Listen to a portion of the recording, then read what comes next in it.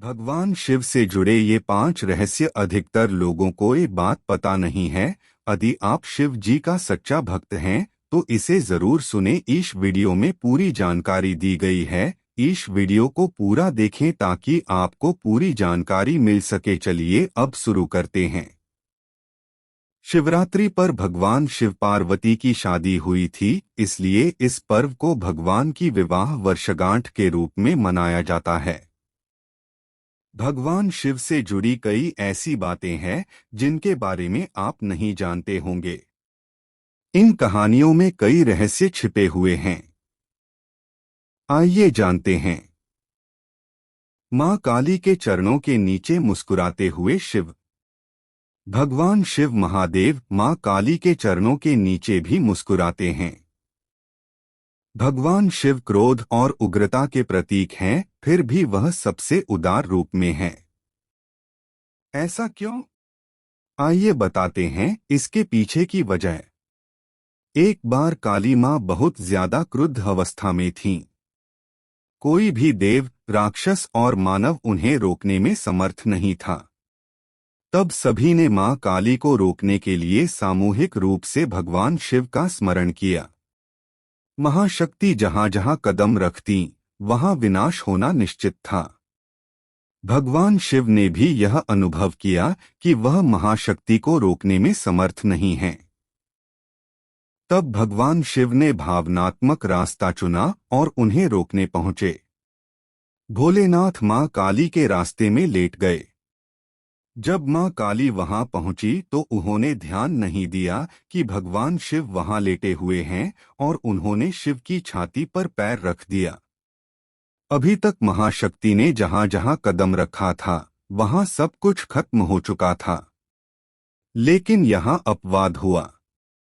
मां काली ने जैसे ही देखा कि भगवान शिव की छाती पर उनका पैर है, उनका गुस्सा शांत हो गया और वह पश्चाताप करने लगी। इस एक कहानी से हम बहुत कुछ सीख सकते हैं। यह मायने नहीं रखता है कि हमारे पास कितने संसाधन हैं और हम कितने शक्तिशाली हैं। कई बार ऐसे मौके आते हैं जब हमें सोच समझकर परिस्थितियों को संभालना पड़ता है। हर मुश्किल का हल निकाला जा सकता है अगर सूझबूझ से फैसला लिया जाए। मां पार्वती की ली थी परीक्षा। हम में से कुछ लोग ही जानते हैं कि भगवान शिव ने मां पार्वती की परीक्षा ली थी। पार्वती मां से विवाह करने से पहले भगवान शिव ने उनकी परीक्षा लेने की सोची। भोले ने ब्राह्मण का रूप धारण किया और पार्वती के पास पहुंचे। उन्होंने पार्वती मां से पूछा कि वह भगवान शिव जैसे भिखारी से विवाह क्यों करना चाहती हैं, जिसके पास कुछ नहीं है। यह सुनकर पार्वती मां क्रोधित हो गईं। उन्होंने कहा कि वह शिव के सिवा किसी और से विवाह नहीं करेंगी। उनके इस उत्तर से भगवान शिव प्रसन्न हो गए। वह अपने असली रूप में सामने आ गए और पार्वती से विवाह करने को राजी हुए। इसलिए पूरे शरीर पर भस्म लगाते हैं शिव। भगवान शिव पूरे शरीर पर भस्म लगाए रहते हैं। शिव भक्त माथे पर भस्म का तिलक लगाते हैं। शिव पुराण में इस संबंध में एक बहुत ही दिलचस्प कहानी मिलती है। एक संत था जो खूब तपस्या करके शक्तिशाली हो चुका था। वह केवल फल और हरी पत्तियां खाते थे, इसलिए उनका नाम प्रणत पड़ गया था। अपनी तपस्या के जरिए उस साधु ने जंगल के सभी जीव जंतुओं पर नियंत्रण स्थापित कर लिया था। एक बार अपनी कुटिया की मरम्मत के लिए लकड़ी काट रहे थे, तभी उनकी अंगुली कट गई। साधु ने देखा कि अंगुली से खून बहने के बजाय पौधे का रस निकल रहा है। साधु को लगा कि वह इतना ज्यादा पवित्र हो चुका है कि उसके शरीर में खून नहीं बल्कि पौधों का रस भर चुका है। उसे उस बात की बहुत ज्यादा खुशी हुई और वह घमंड से भर गया। अब साधु ने खुद को दुनिया का सबसे पवित्र शख्स मानने लगा। भगवान शिव ने जब यह देखा तो उन्होंने एक बूढ़े का रूप धारण किया और वहां पहुंचे। बूढ़े व्यक्ति के भेष में छिपे भगवान शिव ने साधु से पूछा कि वह इतना खुश क्यों है। साधु ने वजह बता दी। सब बात जानकर उससे पूछा कि ये पौधों और फलों का रस ही तो है, लेकिन जब पेड़ पौधे जल जाते हैं तो वह भी राख बन जाते हैं। अंत में केवल राख ही शेष रह जाती है। बूढ़े व्यक्ति का रूप धारण करे शिव ने तुरंत अपनी अंगुली काटकर दिखाई और उससे राख निकली। साधु को एहसास हो गया कि उनके सामने स्वयं भगवान खड़े हैं। साधु ने अपनी अज्ञानता के लिए क्षमा मांगी। ऐसा कहा जाता है कि तब से ही भगवान शिव अपने शरीर पर भस्म लगाने लगे ताकि उनके भक्त इस बात को हमेशा याद रहें। शारीरिक सौंदर्य का अहंकार ना करें, बल्कि अंतिम सत्य को याद रखें। भगवान शिव ने दिया था सुदर्शन चक्र। भगवान विष्णु के हाथों में हमेशा सुदर्शन चक्र सुशोभित रहता है। यह सुदर्शन चक्र भगवान शिव ने ही भगवान विष्णु को दिया था। एक बार भगवान विष्णु शिव की आराधना कर रहे थे। विष्णु भगवान ने भोलेनाथ को प्रसन्न करने के लिए हजारों कमल बिछा रखे थे। भगवान शिव यह देखना चाहते थे कि भगवान विष्णु की भक्ति में कितनी तत्परता है। इसलिए उन्होंने एक कमल उठा लिया। भगवान विष्णु सहस्त्र नाम लेते हुए शिवलिंग पर हर बार कमल का फूल चढ़ा रहे थे। जब विष्णु 1000वां नाम ले रहे थे तो उन्होंने पाया कि शिवलिंग पर अर्पित करने के लिए कोई भी फूल शेष नहीं रह गया है। तब भगवान विष्णु ने अपनी आंख निकालकर शिव को अर्पित कर दी। भगवान विष्णु को कमलनयन कहा गया है, इसलिए कमल के फूल के बजाय उन्होंने अपना नेत्र अर्पित कर दिया। अटूट भक्ति देखकर भगवान शिव ने भगवान विष्णु को सुदर्शन चक्र भेंट किया। अमरनाथ गुफा की कहानी। भगवान शिव के भक्तों के लिए अमरनाथ गुफा बहुत महत्वपूर्ण है। जब मां पार्वती ने भगवान शिव से अमरता का रहस्य बताने के लिए कहा तो वह गुफा की ओर निकल गए। गुफा जाने के रास्ते में उन्होंने कई कार्य किए, इसीलिए गुफा जाने का पूरा रास्ता चमत्कारिक माना जाता है। अमरकथा के रहस्य बताने के क्रम में भगवान ने अपने पुत्र, वाहन आदि को निर्जन स्थानों पर छोड़ दिया। ये सभी स्थल तीर्थस्थल बन गए। पौराणिक कथाओं के मुताबिक भगवान शिव गुफा तक पहलगाम से होते हुए पहुंचे थे। भगवान शिव के साथ छुपे रहस्य जिसे दुनिया आज तक नहीं जानती। आदिनाथ भगवान शिव को शंकर, महादेव, भोलेनाथ और देवाधिदेव कहते हैं। आओ जानते हैं उनके बारे में अनसुलझे और छुपे हुए 7 रहस्य। 1. कितनी थीं शिव की पत्नियां? यह रहस्य की बात है कि भगवान शंकर का विवाह सर्वप्रथम प्रजापति दक्ष की पुत्री सती से हुआ। फिर जब वे यज्ञकुंड में कूदकर भस्म हो गईं, तब उन्होंने दूसरा जन्म लिया और हिमवान की पुत्री पार्वती कहलाईं। कहते हैं कि गंगा, काली और उमा भी शिव की पत्नियां थीं। 2. कितने हैं शिव के पुत्र? भगवान शिव ने पार्वती से विवाह करने के बाद कार्तिकेय नाम का एक पुत्र प्राप्त किया। गणेश तो माता पार्वती के उपटन से बने थे। सुकेश नामक एक अनाथ बालक को उन्होंने पाला था। जलंधर शिव के तेज से उत्पन्न हुआ था। अयप्पा शिव और मोहिनी के संयोग से जन्मे थे। भूमा उनके ललाट के पसीने की बूंद से जन्मे थे। अंधक और खुजा नामक 2 पुत्र और थे जिसके बारे में ज्यादा उल्लेख नहीं मिलता है। 3. शिव के कितने शिष्य? शिव के प्रमुख 7 शिष्य हैं जिन्हें प्रारंभिक सप्तऋषि माना गया है। इन ऋषियों ने ही शिव के ज्ञान को संपूर्ण धरती पर प्रचारित किया, जिसके चलते भिन्न भिन्न धर्म और संस्कृतियों की उत्पत्ति हुई। शिव ने ही गुरु और शिष्य परंपरा की शुरुआत की थी। शिव के शिष्य हैं बृहस्पति, विशालाक्ष, शुक्र, सहस्राक्ष, महेंद्र, प्राचेतस, मनु, भरद्वाज। इसके अलावा 8वें गौरशरस मुनि भी थे। शिव के शिष्यों में वशिष्ठ और अगस्त्य मुनि का नाम भी लिया जाता है। 4. क्या शिव ही बुद्ध थे?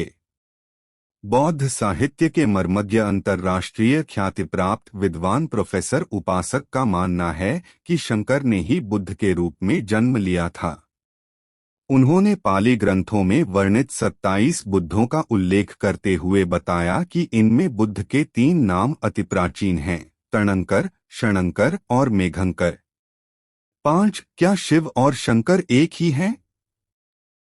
कुछ पुराणों के अनुसार भगवान शंकर को शिव इसलिए कहते हैं कि वे निराकार शिव के समान हैं। निराकार शिव को शिवलिंग के रूप में पूजा जाता है। कई लोग शिव और शंकर को एक ही सत्ता के 2 नाम बताते हैं। असल में दोनों की प्रतिमाएं अलग अलग आकृति की हैं। शंकर को हमेशा तपस्वी रूप में दिखाया जाता है। कई जगह तो शंकर को शिवलिंग का ध्यान करते हुए दिखाया गया है। शिव और शंकर 2 अलग अलग सत्ताएं हैं। माना जाता है कि महेश, नंदी और महाकाल भगवान शंकर के द्वारपाल हैं। रुद्र देवता शंकर की पंचायत के सदस्य हैं। 6. हर काल में शिव। भगवान शिव ने हर काल में लोगों को दर्शन दिए हैं। वे सतयुग में समुद्र मंथन के समय भी थे और त्रेता में राम के समय भी। द्वापर युग की महाभारत काल में भी शिव थे और कलिकाल में विक्रमादित्य के काल में भी शिव के दर्शन होने का उल्लेख मिलता है। भविष्य पुराण के अनुसार राजा हर्षवर्धन को भगवान शिव ने मरुभूमि पर दर्शन दिए थे। 7. वनवासी और आदिवासियों के देवता। भारत की असुर, दानव, राक्षस, गंधर्व, यक्ष, आदिवासी और सभी वनवासियों के आराध्य देव शिव ही हैं। शैव धर्म भारत के आदिवासियों का धर्म है। सभी 10 नामी, शाक्त, सिद्ध, दिगंबर, नाथ, लिंगायत, तमिल शैव, कालमुख शैव, कश्मीरी शैव, वीर शैव, नाग, लकुलीश, पाशुपत, कापालिक, कालदमन और महेश्वर सभी शैव धर्म से जुड़े हुए हैं। चंद्रवंशी, सूर्यवंशी, अग्निवंशी और नागवंशी भी शिव की ही परंपरा से ही माने जाते हैं। इस वीडियो को पूरा देखें, आपसे कुछ जरूरी चीजें छूट न जाए। और इस वीडियो में आगे बढ़ने से पहले अभी चैनल को सब्सक्राइब करें। चलिए अब आगे बढ़ते हैं। भगवान शिव के रोचक तथ्य। भगवान शिव के कोई माता पिता नहीं है। कथक, भरतनाट्यम करते वक्त भगवान शिव की जो मूर्ति रखी जाती है उसे नटराज कहते हैं। किसी भी देवी देवता की टूटी हुई मूर्ति की पूजा नहीं होती। हम शिवरात्रि इसलिए मनाते हैं क्योंकि इस दिन शंकर पार्वती का विवाह हुआ था। भगवान शिव को कई नामों से जाना जाता है। बाबा भोलेनाथ, देवों के देव महादेव, भगवान शिव शंकर, महादेव, कैलाशपति आदि। भगवान शिव के जीवन की कहानी जितनी सरल है उतनी ही अद्भुत तथा रोमांचक भी है। भगवान शिव के बारे में हमने बहुत कुछ सुना है और बहुत सी कहानियों और ग्रंथों में पढ़ा भी है, परंतु शिव जी से जुड़े हैं ऐसे अनेकों अद्भुत रहस्य या तथ्य है जिनके बारे में ज्यादा लोग नहीं जानते होंगे। जैसे कि भगवान शिव का स्वरूप बाकी देवताओं से अलग क्यों है? वे क्यों अपने शरीर पर भस्म लगाते हैं? ऐसे अनेकों प्रश्न हैं जिसके उत्तर सब जानना चाहते हैं। आज हम आपको भगवान शिव से जुड़े ऐसे सभी रहस्यों के बारे में बताएंगे। आशा करते हैं यह आपको अवश्य पसंद आएंगे। भगवान शिव से जुड़ी 11 अद्भुत बातें।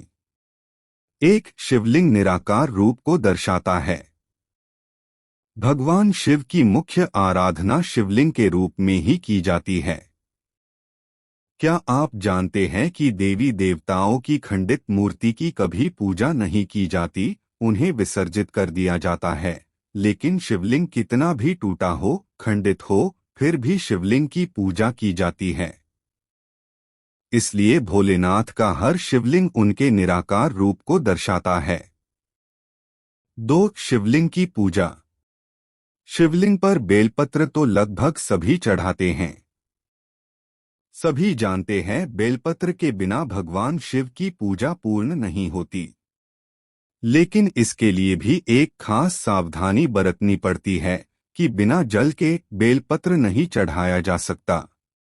बेलपत्र हमेशा जल के साथ चढ़ाते हैं। 3. शिवलिंग की पूजा में शंख निषेध। शिवलिंग की पूजा में शंख का प्रयोग नहीं होता और न ही शिवलिंग पर कभी भी शंख से जल चढ़ाया जाता है, क्योंकि भगवान शिव ने अपने त्रिशूल से शंखचूड़ को भस्म कर दिया था और शंखचूड़ की हड्डियों से ही शंख बना था। 4. भगवान शिव की जटाओं में गंगा। हिंदू धर्म में गंगा नदी को सबसे पवित्र माना गया है। गंगा नदी शिवजी की जटाओं से बहती है। परंतु ऐसा क्यों है? देवी गंगा को जब धरती पर उतारने का विचार आया तो एक समस्या उत्पन्न हो गई। मां गंगा का वेग इतना अधिक था जिसे भरी विनाश हो सकता था। तब सभी देवी देवताओं ने भगवान शिव को मनाया कि वे पहले गंगा को अपनी स्टाओं में बांध लें, फिर अलग अलग दिशाओं से धीरे धीरे उन्हें धरती पर उतारें। इसी कारण से मां गंगा शिव की जटाओं में रहती है। शिव जी का गंगा को धारण करना यह दर्शाता है कि शिव न केवल संहार करते हैं अपितु पृथ्वी का कल्याण भी करते हैं। 5. मस्तक पर चंद्रमा। भगवान शिव की जटाओं में रहने का वरदान चंद्रमा को मिला हुआ है, जिसके बारे में कहा जाता है महाराजा दक्ष ने चंद्रमा को श्राप दिया और इस श्राप से बचने के लिए चंद्रमा ने भगवान शिव की आराधना की, जिसे भगवान शिव काफी प्रसन्न हुए और उन्होंने चंद्रमा के प्राणों की रक्षा की। साथ ही चंद्रमा को अपने सिर पर धारण कर लिया। इसके अलावा सिर पर विराजित अर्धचंद्र भगवान शिव के मन को शांत रखते हैं। 6. महाकाल के कंठ में सर्प। भगवान शिव की प्रतिमा को गौर से देखे तो उनके गले में हर समय लिपटे रहने वाले सर्प पर ध्यान जाता है और अक्सर आपके दिमाग में सवाल उठते हैं कि क्यों शिवजी के गले में हमेशा सर्प लिपटा रहता है। बता दें कि शिव के गले में हर समय लिपटे रहने वाले नाग कोई और नहीं बल्कि नागराज वासुकी हैं। वासुकी नाग ऋषि कश्यप के दूसरे पुत्र है। यह शेषनाग के बाद नागों का दूसरा बड़ा राजा है। कहा जाता है कि नागलोक के राजा वासुकी शिव के परम भक्त थे। इसी कारण उन्हें भगवान शिव के गले में सुशोभित होने का अवसर मिला है। इसके अलावा इसका एक अर्थ भी है। सर्प एक ऐसा जीव है जो पूर्णतया संहारक प्रवृत्ति का है। यदि सर्प किसी मनुष्य को काट ले तो मनुष्य का अंत निश्चित है। ऐसे भयानक जीव को भगवान ने अपने कंठ में धारण किया हुआ है। इसका अर्थ है कि महादेव ने अज्ञान अथवा अंधकार को अपने नियंत्रण में किया हुआ है और सर्प जैसा हिंसक जीव भी उनके अधीन है। 7. शिव का त्रिशूल।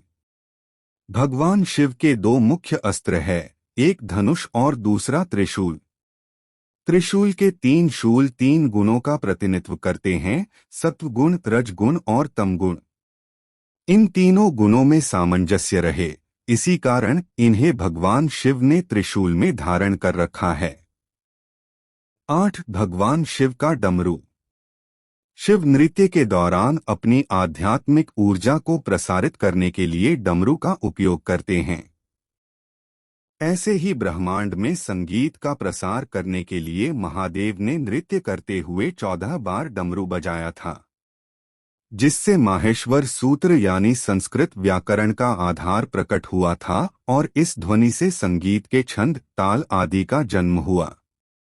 भगवान शिव के डमरू से ही ओम ओम की आध्यात्मिक ध्वनि पैदा हुई, जो सभी जीवित वस्तुओं में मौजूद है और ब्रह्मांडीय ऊर्जा का एक स्रोत है। 9. शिव का तांडव। महादेव के तांडव के बारे में तो सबने सुना है, यह विश्वभर में प्रसिद्ध है। तांडव शब्द सुनते ही भगवान शिव के रुद्र रूप का दृश्य सामने आ जाता है।